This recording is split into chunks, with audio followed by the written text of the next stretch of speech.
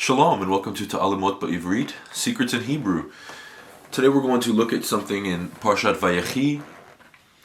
As Jacob it's at the very beginning of Parshat Vayechi, at the end of Genesis 47.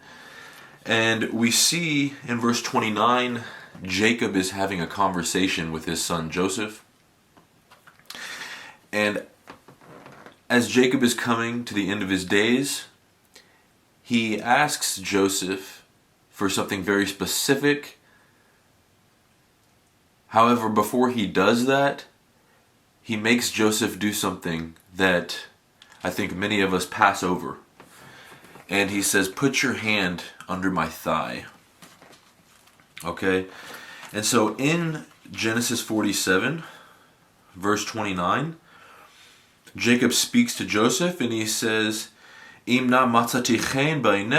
now I have found grace or favor in your eyes, he says, Simna yadcha techat yarechi. He says, place now your hand, or please place your hand under my thigh. Okay, and this was actually said before earlier in the book of Genesis, and my Rabbi Yitzchak Shapira, he actually has a teaching on this from Genesis 24, verse 2, and this is when Abraham is sending his servant Eliezer to go and find a bride for Isaac.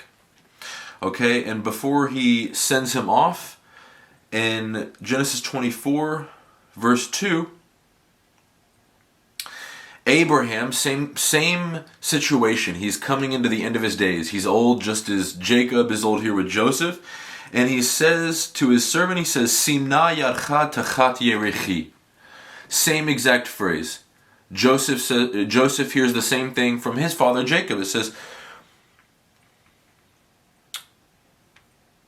Simna yadcha techat yerechi. Same exact words. Okay? And so what it says is, please place your hand under my thigh. And so Rav Shapira teaches us that nayacha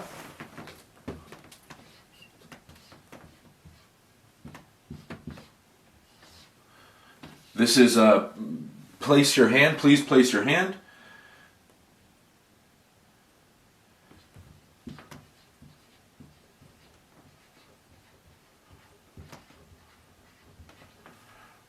Has a gematria of 85. This is the same gematria as milah. Like when we say Brit Milah, we say the covenant of circumcision. Milah is the word for circumcision. Okay?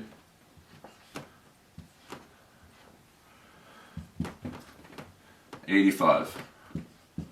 This is the word for circumcision.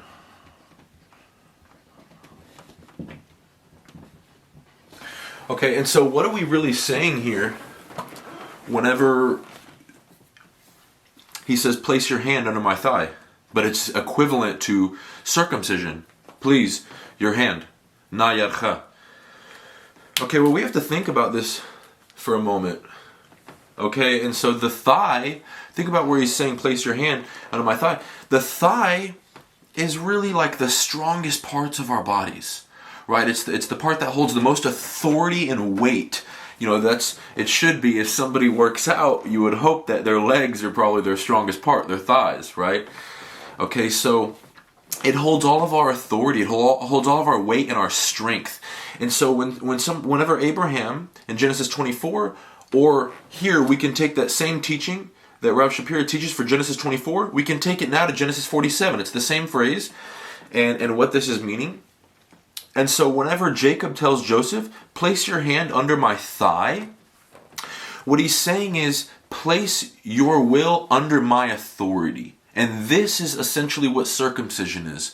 What we're doing is we're circumcising our hearts, and we're saying that we place all of our authority in the hands of the Messiah.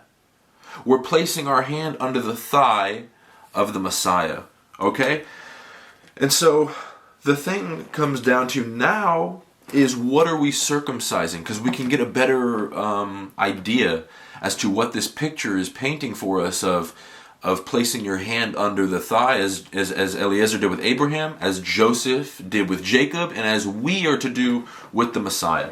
So as he says, place your hand, and it's the same gematria as circumcision. What are we circumcising? In the scripture, it says the orlah.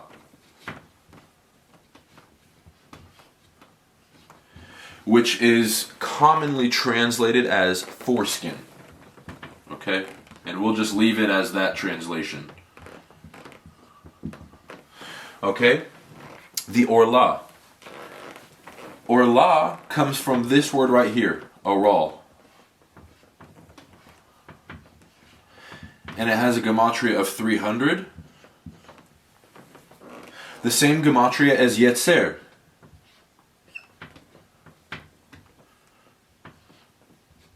$300.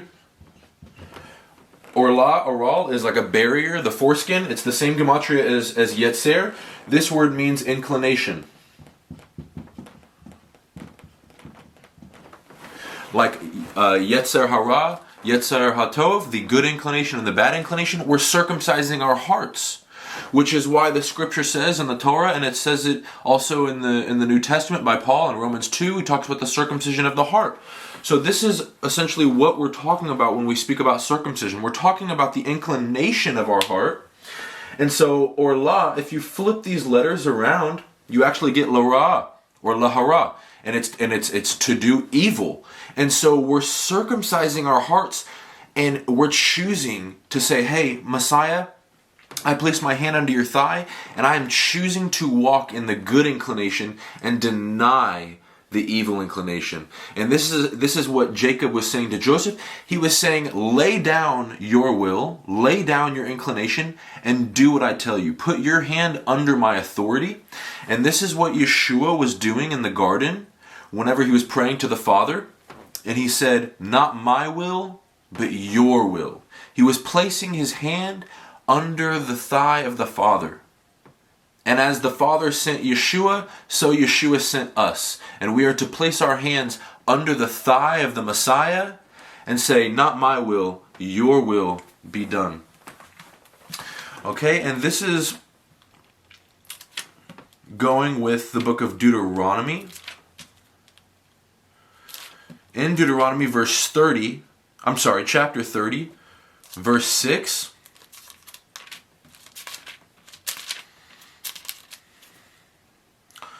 Okay, it says, Uma Adonai Elohecha et levavcha.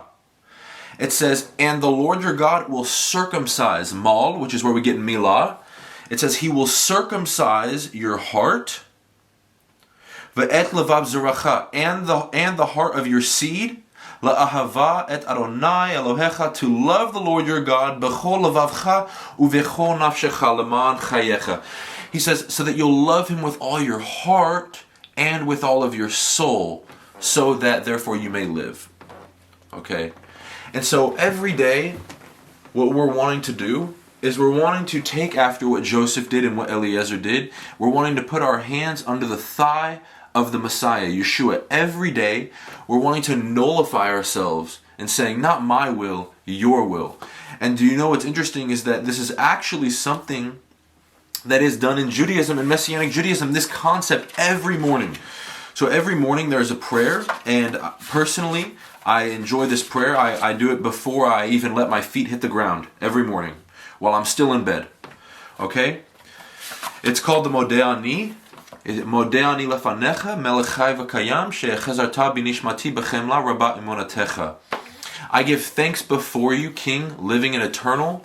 You have graciously returned my soul within me, or you have returned my soul within me with compassion. Abundant is your faithfulness. And do you know what's interesting is actually the Ahavat Olam prayer siddur. This is something that I use on a regular basis. In the commentaries, this is it says, according to Hasidic thought, in the Modeh Ani, it expresses a state of bitul. In Hasidic thought, the Modeh Ani every morning is positioning our hearts in a state of bitul, which means nullification. What we're saying is, I nullify myself. You returned my soul within me so that I can wake up today, essentially what it is putting our hands under the thigh of the Messiah and saying, your will be done. I'm not walking in the Yetzer Hara, the evil inclination. I want to walk in the good inclination of my heart today, and I want to follow you, Yeshua. I want to be a disciple of Yeshua. So I just encourage you today and every day going forward to wake up with that state of betul towards the Messiah. And it's not always easy. You know, it means that we don't want to walk in the selfish inclinations of our heart. We don't want to walk in the anger and the bitterness and the resentment. And all of these things that don't represent the Messiah. And we're saying, I'm denying that. I'm going to go low and humble today, and I'm going to follow Yeshua with the good inclinations of my heart. Shalom and Kol Tuv.